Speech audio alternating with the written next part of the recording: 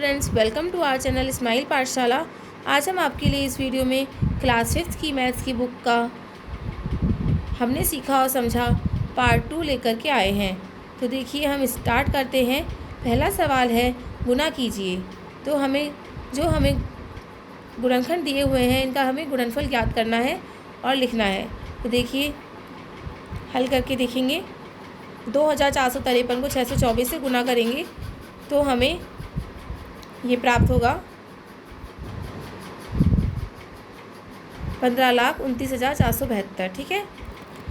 अगला है 3,891 को 237 से गुना करेंगे तो हमें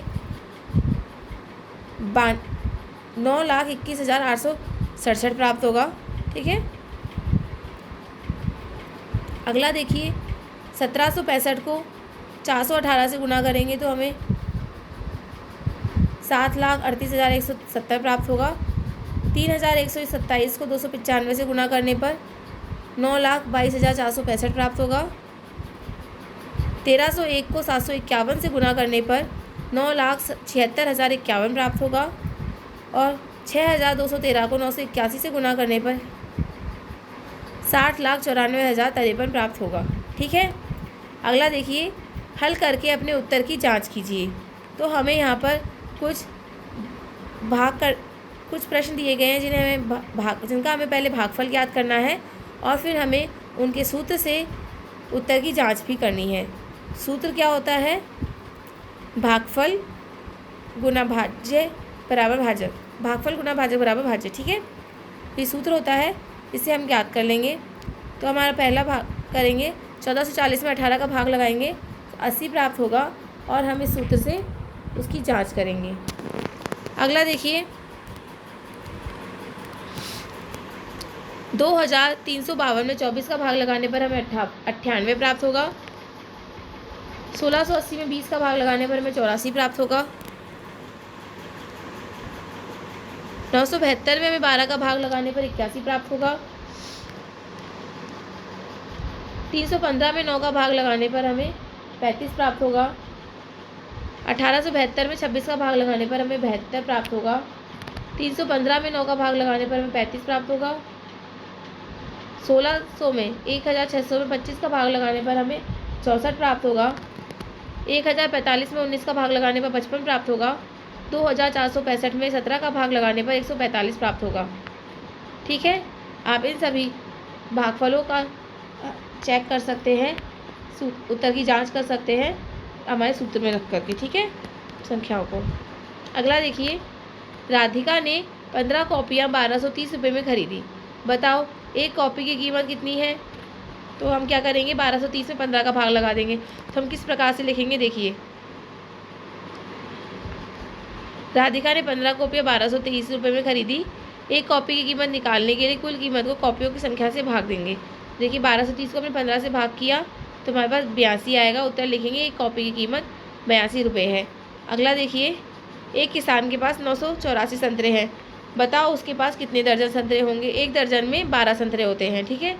तो उसके पास 984 संतरे हैं तो 984 को हम 12 से भाग कर देंगे तो हमारे पास कितने दर्जन है उसकी संख्या आ जाएगी। ठीक है, 82 आएगा। तो किसान के पास 82 दर्जन संतरे होंगे।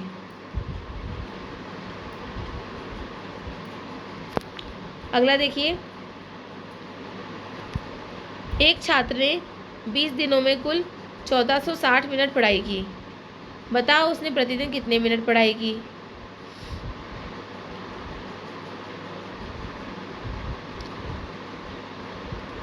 देखिए किस प्रकार से करेंगे।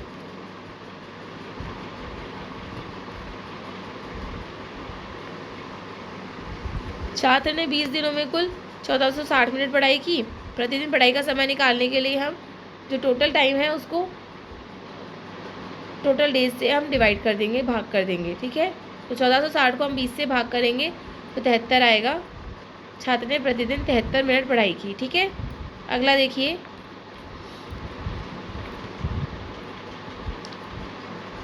सौरभ 12 दिनों में कुल 9,360 कदम चला। बताओ वह प्रतिदिन औसतन कितने कदम चला? तो 9,360 को हम 12 से भाग कर देंगे तो हमारा उत्तर आ जाएगा 780। वह प्रतिदिन 780 कदम चला। अगला सवाल देखिए, 875 टॉफ़ियों को छोटे पैकेटों में पैक करना है। अगर एक पैकेट में 25 टॉफ़ियाँ आती हैं तो कितने पैकेट बनेंगे? एक पैकेट में 25 टॉफ़ियाँ आती हैं और 875 टॉफ़ियाँ हैं टोटल, तो 875 को हम 25 से भाग कर देंगे तो हमारे पास कितना आ जाएगा? वो हमारे पैकेट की संख्या होगी। तो देखिए 35, 875 को 25 से भाग करेंगे तो हमारे पास 35 आएगा, तो टॉफ़ियों के कुल 35 पैकेट बनेंगे। अगला सवाल देखिए, 184 में अंक 4 का एक न्यूनन पूर्वेन, 4 का एक न्यूनन पूर्वेन करना है तो 8 के नीचे एक न्यूनन का चिन्ह आ जाएगा, 174 हो जाएगा। 539 में 3 का एक न्यूनन पूर्वेन, 3 की पहली संख्या 5 के नीचे एक न्यूनन का चिन्ह आ जाएगा, 439 हो जाएगा। 762 में अंक 6 का एक न्यूनन पूर्वेन, 7 के नीचे एक न्यूनन का चिन्ह आ जाएगा और 662 हो जाएगा। 891 में 9 का एक न्यूनन पूर्वेन, 8 के नीचे एक न्यूनन का चिन्ह आ जाएगा और 791 हो जाएगा। ठीक है, आगे देखिए, नीचे लिखी भिन्नों को संख्या रेखा पर दिखाओ।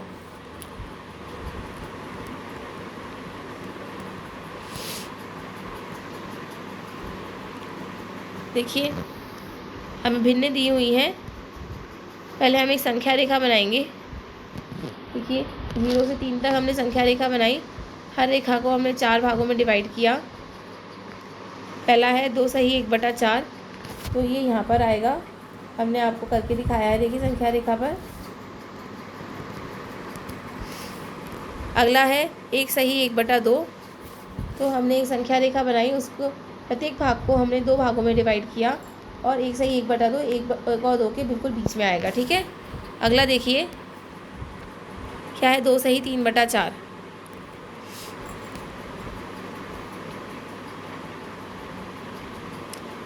देखिए हमने एक संख्या रेखा बनाई और 2 सही 3/4 2 और 3 के बीच में आएगा और 3 चौथाई भाग पर आएगा। ठीक है, 2 और 3 के बीच में यहाँ पर आएगा। ठीक है, हम देखिए आपको करके दिखाया है। अगला देखिए 7/2 कैसे होगा, ये 0 है, फिर 1/2, फिर 1/2, ये 2/2, ये 3/2, ये 4/2, ये 5/2, ये 6/2 और ये 7/2। ठीक है, यहाँ पर आएगा 7/2। अगला है 2/3। 2/3 कैसे आएगा, 0 और 1 के बीच में आएगा, 0 फिर 1/3 और ये 2/3, यहाँ पर 2/3 आ जाएगा। ठीक है, अगला है 8/4। 8/4 कहाँ पर आएगा, देखिए हमने एक संख्या रेखा बनाई है 0 से लेकर के 2 तक। हमने हर पार्ट को 4 भागों में डिवाइड किया, तो ये हो गया 1/4, 2/4, 3/4, 4/4, ये हुआ 1 और फिर 5/4, 6/4, 7/4 और ये 8/4। ठीक है, तो ये 2 के ऊपर 8/4 आएगा। अब इसे हल करके देखेंगे तो 4, ये 2 ही होता है इसका अर्थ। ठीक है,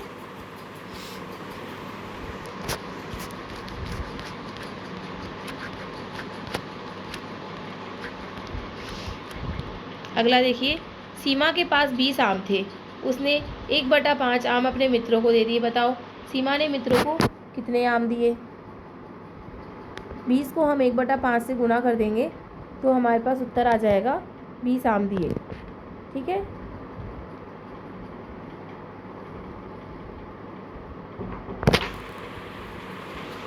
देखिए गलत हल हो रखा है। हम क्या करेंगे, सीमा के पास 20 आम थे, उसने 1/5 आम अपने मित्रों को दिए। सीमा ने मित्रों को कितने आम दिए? 20 को 1/5 से गुणा करेंगे, 5 से 4, 20 में 5 का भाग लगाया 4, 4 एकम 4, 4 आम दिए। ठीक है, 4 उत्तर आएगा इसका। अगला देखिए, रमेश ने 2 दर्जन सेब खरीदे, इनमें से 1/3 सेब सड़ गए। बताओ कितने सेब सड़ गए? 2 दर्जन सेब में कितने सेब होते हैं? 24 सेब होते हैं। तो 1/3 सेब सड़ गए तो 24 का 1/3 निकालेंगे, 24 को 1/3 से गुणा कर देंगे तो 8 सेब सड़ गए। ठीक है, तो हमारा उत्तर होगा टोटल कि कुल 8 सेब सड़ गए रमेश के। अगला है, आर्या के पास 36 बिस्किट थे, उसने 1/6 बिस्किट अपने भाई को दे दिए। बताओ आर्यन ने अपने भाई को कितने बिस्किट दिए। 36 का 1/6 यानी कि 36 को 1/6 से गुणा कर देंगे तो हमारे पास 6 आएगा। तो आर्यन ने अपने भाई को 6 बिस्किट दिए। ठीक है, अगला देखिए, एक थैले में 24 संतरे हैं। रेखा ने उनमें से आधे खा लिए। बताओ अभी कितने संतरे शेष हैं। 24 संतरे हैं, उसमें से आधे यानी कि 24 का आधा 1/2, 12 संतरे खा लिए उसने। तो अभी उसके पास 24 में से हम 12 घटा देंगे तो 12 संतरे शेष हैं। ठीक है, अगला देखिए, नीचे दिए गए भिन्न के बीच में सही चिन्ह लगाना है हमें, छोटा, बड़ा और बराबर का। ठीक है, तो देखिए ये 1/2 और 1/3 में से 1/2 बड़ा है, बड़ा लगाएंगे चिन्ह। अगला 2/4 और 3/4 में ये वाला चिन्ह लगाएंगे हम, ये बराबर है।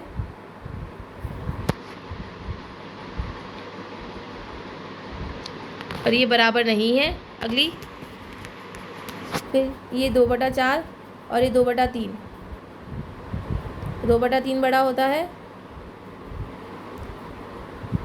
2/4 और 4/8 बराबर होता है, बराबर का चिन्ह आ जाएगा। 1/2 और 2/4 बराबर होता है, बराबर का चिन्ह आ जाएगा। 3/4 और 4/5 में 4/5 बड़ा होता है, इसका चिन्ह आ जाएगा।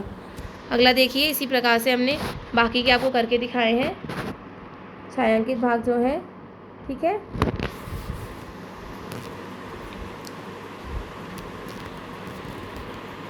दशमलव को भिन्न में बदलिए। 0.5, इसको हम क्या लिखेंगे 5/10। 1.2, इसको हम लिखेंगे 12/10। 0.75, 75/100। 0.10, 10/100 यानी कि 1/10। दशमलव में लिखिए, अगला है हमारा दशमलव में लिखिए 4 kilo 250 gram. 4.4.250 kilo. 1 metre 75 centimetre, 1.75 metre. ठीक है, अगला देखिए, निम्नांकित रिक्त स्थान में छोटा, बड़ा और बराबर का सही चिन्ह लगाइए। देखिए हमने लगा करके दिखाया है आपको। 4.25 और 4.5 में 4.5 बड़ा होता है, 6.75 और